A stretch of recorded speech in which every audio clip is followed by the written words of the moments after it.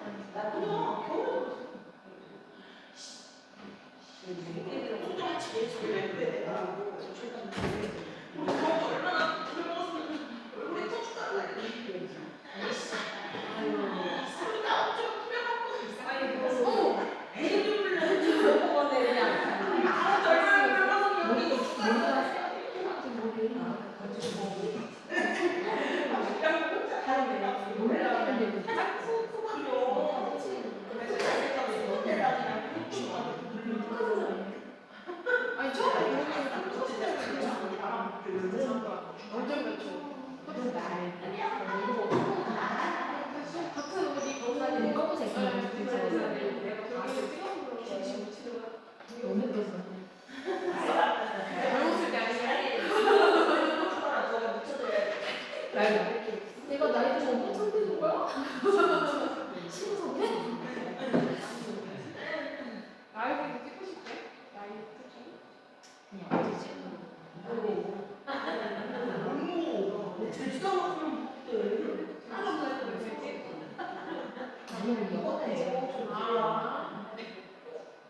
애들이 없어가지고. 라오 찍었지?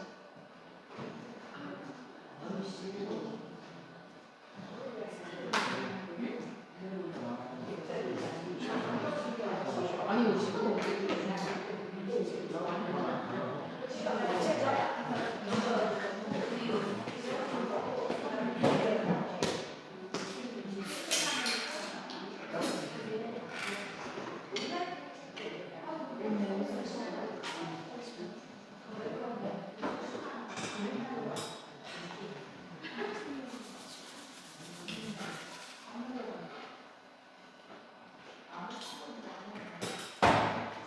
할렐루야. 주용 찬양대회 자리에 나오신 여러분 예수님 이름으로 환영합니다. 이 시간 모두 함께 박수하시며 찬양하겠습니다.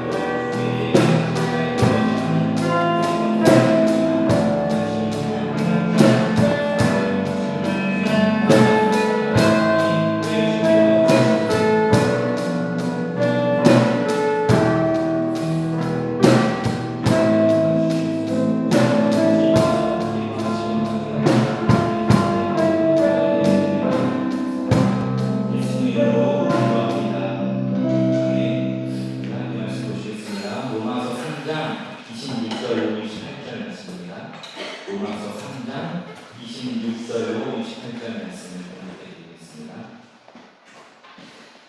하나님께서 오래 참으시다가 지금 이때에 자기의 의로우심을 나타내신 것은 하나님을 의로우신 분이시라는 것과 예수를 믿는 사람은 누구나 의롭다고 하신다는 것을 보여주시려는 것입니다. 그렇다면 사람이 자랑할 것이 어디에 있습니까? 전혀 없습니다. 무슨 법으로 의롭게 됩니까? 행위의 법으로 됩니까? 아닙니다. 믿음의 법으로 됩니다. 사람이 율법의 행위와는 상관없이 믿음으로 의롭다고 인정을 받는다고 우리는 생각합니다. 네.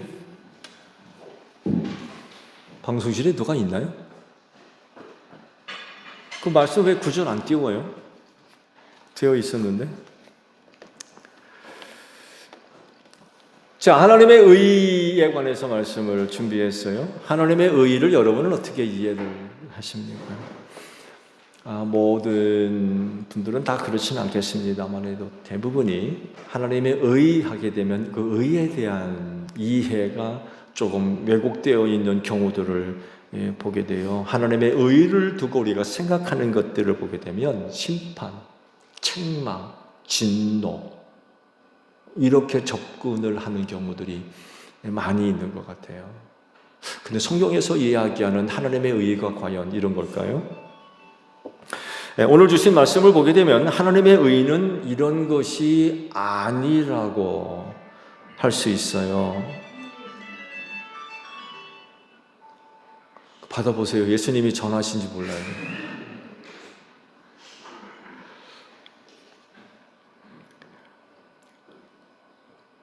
먼저 하나님의 의의 중심에는 다시요. 하나님의 의의 그 중심에는 예수님이 계세요. 그리고 의의 내용은 십자가입니다. 우리의 의견만 보더라도 우리의 일반적인 하나님의 의에 대한 이해가 조금 좀 바로잡아야 할 필요가 생기지 않을까 합니다.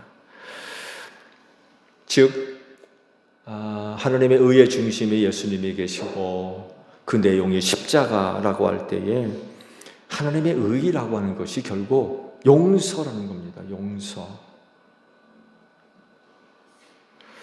그래서 예수님을 바라보게 되면 하나님의 의를 우리가 발견할 수 있어야 돼요. 예수님을 통해서 하나님의 의가 어떤 것인가를 찾아야 된다는 거죠. 그러면 예수님이 보여주신 하나님의 의는 어떤 것일까요? 잠깐 말씀을 드린 대로 바로 십자가입니다.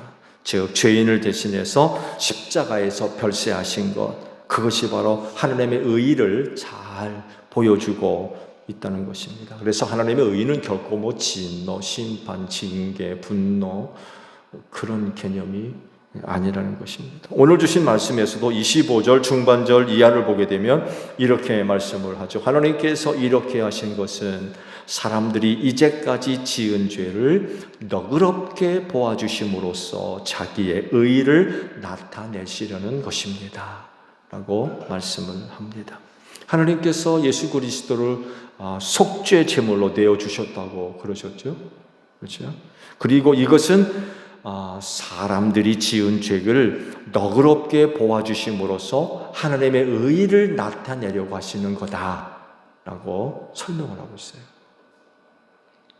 그래서 하나님의 의는 저주나 심판이나 진노가 아니라 죄에 대한 하나님의 너그러움이고 용서라는 것입니다. 그래서 여러분 하나님의 의를 가지고 저울질을 하거나 저울질, 다람해가지고 이게 부족한지 넘치는지 저울질하거나 잣대를 들이대서 재보려고 하지 마세요. 그건 하나님의 의가 아닙니다. 하나님의 의에는 뭐가 나타나야 돼요? 예수님의 십자가가 나타나야 된다라는 그런 그 사실입니다. 더 이상 그래서 죄를 두고 정죄하거나 예수님도 그러잖아요. 난 너를 정죄하지 않겠다. 가늠하다 현장에 잡혀온 여인 들고 그런 말씀하잖아요. 나도 너를 정죄하지 않겠다.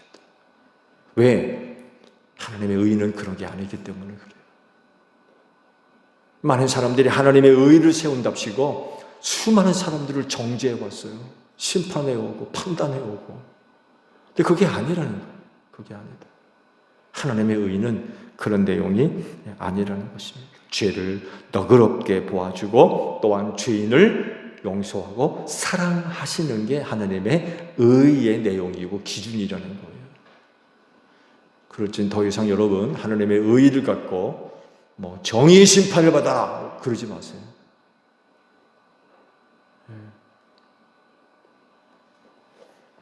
이런 하나님의 의의를 보여준 사람이 또 하나 있어요. 누굴까요? 현 선생님. 비타 500을 오늘도 걸어볼게요. 지난번에 비타 500을 들어갔더니만 마침 없어가지고 그와 비슷한 거를 들었는데 현 선생님 하나님의 의의를 또 보여준 사람이 성경에 하나 있어요. 신약에 있어요. 힌트를 드릴게요. 누굴까요? 예수님의 출생과 관련되어 있어요. 이 정도면 반으로 줄었는데 비타 500이 조금 더 힌트를 드리면 한 병밖에 안 되는데 누굴까요?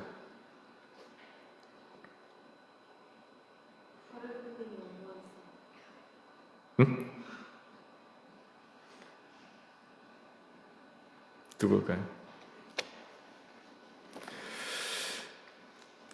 언제가 제가 말씀을 드려서 기억력이 좋은 분은 목사님이 누굴 얘기하는지 금방 아실 겁니다. 요셉이에요. 요셉이 하나님의 의의가 어떤 것인가를 또 잘 보여주고 있습니다.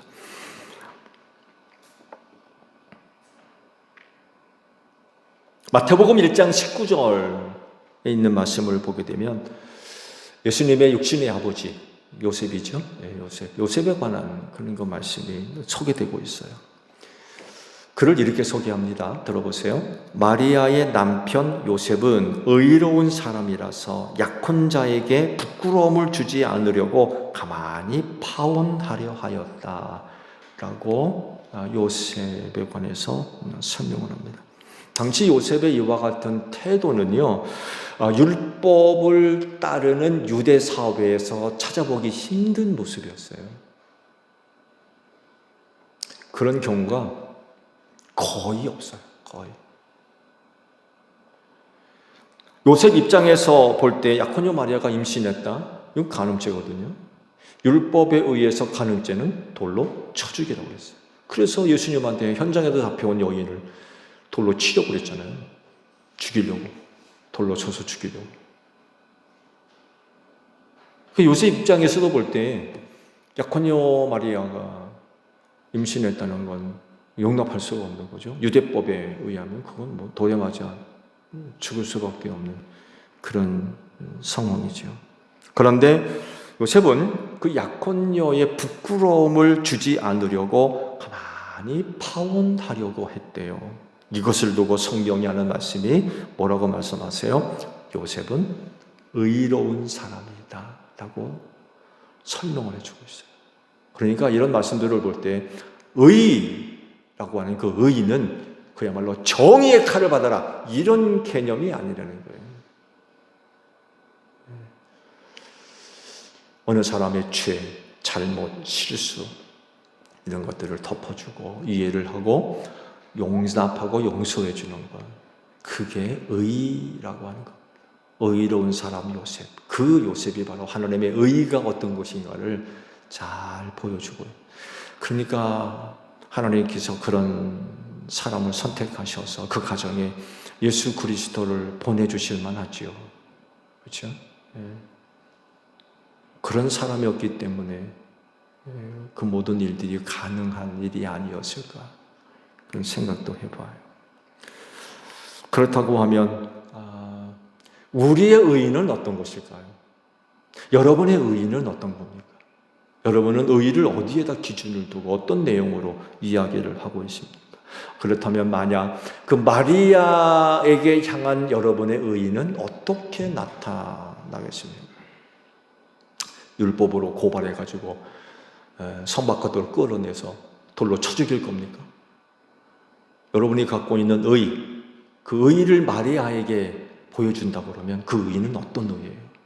어떤 의의? 나는 어떤 의의의 내용으로 마리아에게 보여주겠습니까? 어떤 모습?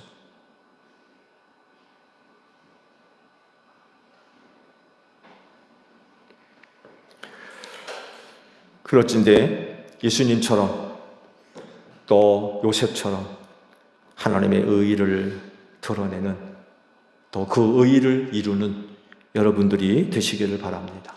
그건 죄인을 용서하는 것, 죄를 덮어주고 이해를 해주고 용서하고 용납해주는 것, 그게 하나님의 의의입니다. 여러분, 의의를 오해하시면 안 돼요. 하나님께서 예수님을 속죄제물로 내주신 것은 하나님의 의의를 나타내는 것이다 라고 말씀을 하시는데, 이것에 대한 특징 한 가지를 더 말씀하세요. 뭐라고 하세요? 오래 참으시다가 그러셨대요. 오래 참으시고. 26절 상반절에 말씀하죠. 하나님께서 오래 참으시다가 지금 이때에 자기의 의로우심을 나타내신 것은 이라고 말씀을 하세요. 이것을 가리켜서 갈라디아서 4장 4절에 있는 말씀을 보게 되면 이렇게 또 말씀을 하셨죠. 그러나 기한이 찼을 때에 라고 설명을 하고 계시죠. 이 기한이 찼다라고 하는 그런 말씀은 이 기한에 대해서 우리가 사실 아는 바가 없어요. 잘 몰라요. 왜냐하면 그때를 정하시고 예수님을 보내셨는데 왜 그때인지 모르는 거예요. 왜 그때예요? 왜 그때입니까? 기한이 찼다는 것은 그 무한의 시간 중에 가장 좋은 시간을 택하셨다는 이야기인데, 그 무한의 시간을 우리가 측량할 수가 없는 거예요. 어디서부터 어디까지라고 얘기할 수가 없어요. 그리고 그 무한 시간대 안에 하나님께서 무슨 일을 하시는지, 무슨 계획과 무슨 뜻을 갖고 계시는지 우리가 알 수가 없어요. 어느 때에 무슨 일, 어느 때에 무슨 일, 어느 때에 이런 일, 어느 때 저런 일, 우리는 알지를 못해요.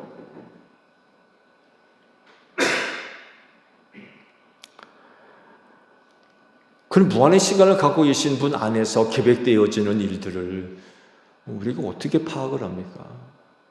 파악할 수가 없죠. 시작도 없고 끝도 없는 무한의 시간을 살고 계시는 그런 하느님 앞에 어느 때, 이건 우리에게는 이건 이해할 수 없는 그런 그 시간이죠. 단지 우리가 알 수 있는 건 오래 참으셨다는 것.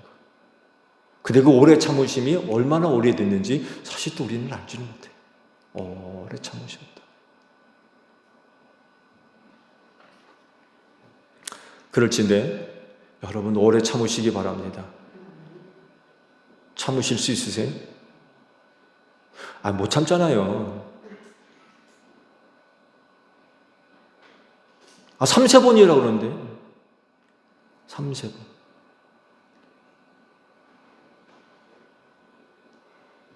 하나님은 오래 참으셨대요. 당신의 의를 나타내기 위해서 오래 참으셨대요. 오래 참으셨대요.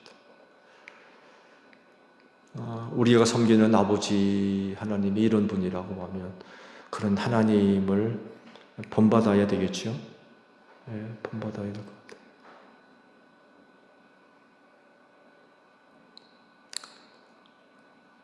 가족사진이라고 노래하시죠? 가족사진. 어째주시면 아세요? 가족사진. 네. 코끝을 찡하게 만드는. 최 집사님한테는 아주 더 감동적인 그런 노래가 될 것 같네요. 한번 좀 들어보세요. 네. 그 가사 가운데 이런 게 있는 것 같아요. 얼핏 사진을 보니까 아버지를 닮았다는 그런 가사가 있더군요. 사진을 보니까 아버지를 닮았다. 그럴 수밖에 없죠. 부모를 닮을 수밖에 없죠. 근데 우리의 부모님이 누구예요? 하나님 아버지시죠. 그는 하나님 아버지가 오래 참으셨다. 오래 참으셨다. 그래서 우리도 하나님 아버지와 같이 오래 참아야 될 것 같아요. 곧 하나님의 의를 이루려면 오래 참아야 돼요. 참 속상한 일 많이 있죠. 가슴 아픈 일 많이 있고 오래 참아야 돼요. 그래야 하나님의 의를 완성할 수가 있을 겁니다. 예수님이 바로 그 증거예요. 하나님의 의를 이루기 위해 오래 참으셨다가 예수님을 보내셨대요. 하나님께서 이렇게 오래 참으신 이유가 있죠. 두 가지를 말씀하셨는데요. 하나는 하나님의 의로움을 나타내기 위함이고, 다른 하나는 예수를 믿는 사람은 누구나 의롭다고 하신다는 것을 보여주기 위해서 그렇게 오래 참으셨대요. 예수님의 재림을 두고 의심하는 사람들이 나타났었다고 그러죠. 이런 사람들을 향해 주신 그 말씀을 보게 되면 그렇게 늦어지는 이유를 설명을 하고 있죠. 어떻게 설명을 하고 있습니까? 모든 사람이 멸망하는 것 원치 아니하시고 다 회개에 이르기를 원하셔서 그렇게 오래 참으신다라고 설명을 하고 있어요. 이런 분이시기 때문에 하나님의 의를 드러내기 위해서도 오래 참으신 이유가 바로 여기에 있다는 것입니다. 즉 많은 사람들이 죄 사함을 받게 하는 하나님의 그 의를 드러내기 위해서 오래 참으셨고, 또 예수를 믿는 사람 누구나 의롭다고 하신다는 것을 보여주기 위해서 그렇게 오래 참으시다가 하나님의 의 곧 예수 그리스도를 보내셨다라고 말씀을 하세요. 그러므로 중요한 건 뭐냐? 이때 예수를 영접해야 된다는 거예요. 우리가 오래 참으시다가 하나님의 의를 드러내셨다면 바로 이때가 예수 믿을 때라는 거죠. 바로 이때가 예수 믿을 때예요. 그리고 지금 안타깝게도 그때가 시간이 점점 줄어들고 있어요. 시간이 올수록 예수님 모실 날이 다가오잖아요. 예수 믿을 시간이 그렇게 남질 않았어요. 많은 시간이 남아있지를 않아요. 어떤 분은 정말 어느 세대에 보여주고 있는 현상을 보게 되면 예수 오심이 정말 코앞에 이르렀다고도 그렇게 얘기를 하더군요. 코앞에 이르렀다. 그래서 오늘 우리에게 중요한 사명 한 가지를 일깨우고 있는 것 같아요. 그건 다른 것이 아니라 복음 전하는 거예요. 바로 이때야말로 예수 믿어야 되는데 이를 누가 해야 되겠어요? 복음 세상에 전해야 되겠다는 거죠. 복음 전하지 않으면 하나님의 오래 참으심이 헛될 수밖에 없어요. 왜? 모르잖아요. 전해주지 않으면 어떻게 합니까? 예수님을 믿어 의롭게 되는 것을 위해 오래 참으시다가 예수님을 통해 그 의를 드러내셨다고 그러죠. 그런데 그 복음을 전해주는 사람이 없다고 하면 하나님의 오래 참으심을 헛되게 만드는 거죠. 하나님의 의를 드러내려고 오래 참으시다가 예수를 보냈다고 그러시는데 우리가 그 예수를 전하지 않으면 하나님의 오래 참으심이 헛된 거죠. 그래서 우리가 하나님의 오래 참으심을 생각하면 정말 때가 이르기 전에 복음 전해줄 필요가 있는 거죠. 복음 전해줘야 돼. 우리 가족 식구들에게, 우리 이웃들에게 복음 전해줘야 돼. 더 늦기 전에. 정말 때가 다 가기 전에 복음 전해줘야 돼. 예수 믿도록 해야 돼. 제가 언젠가 말씀드렸죠. 전도의 문을 열어달라고.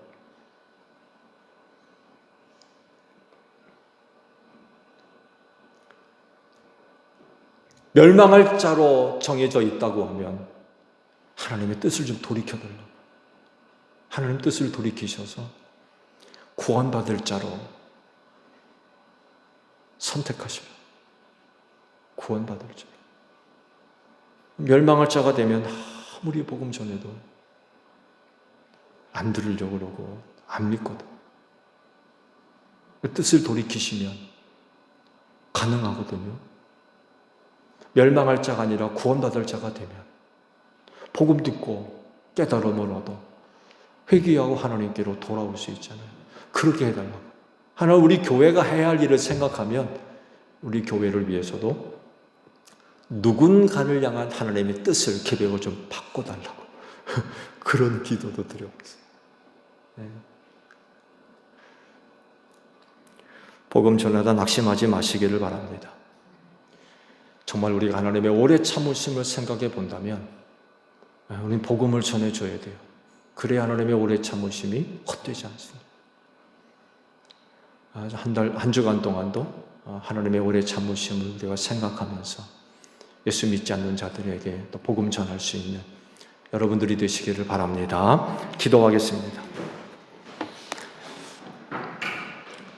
하나님의 의는 죄를 용서하는 겁니다. 용납하고 이해해 주는 것입니다. 바라옵건대 하나님 우리 제일교회 성도들을 통하여서 하나님의 의가 세워지게 하옵소서. 그래서 많은 사람들이 정죄로부터 심판으로부터 자유함을 얻어서 하나님의 의의 은혜를 누리는 귀한 역사가 있게 하옵소서. 더 이상 심판의 저울추와 잣대를 내려놓게 하시고 십자가를 바라보며 하나님의 의를 이루어갈 수 있는 제일교회 모든 성도들이 되어져서 하나님의 의로 저들이 회복되고 새로워지고 구원받는 귀한 역사가 일어나게 하옵소서. 오래 참으시다가 예수님 보내셨다고 하십니다. 하나님의 그 오래 참으심이 헛되지 않기를 원합니다. 그럴 진대 한 주간 동안도 복음 전하는 저희 모두가 되어지게 하옵소서. 눈물 흘리며 또 씨 뿌리러 나갑니다. 하나님 한 주간을 축복하셔서 아버지께로 돌아올 땐 기쁨의 단을 거두어 드릴 수 있도록 한 주간의 삶을 축복하여 주시옵소서. 예수님의 이름으로 기도하옵나이다. 아멘.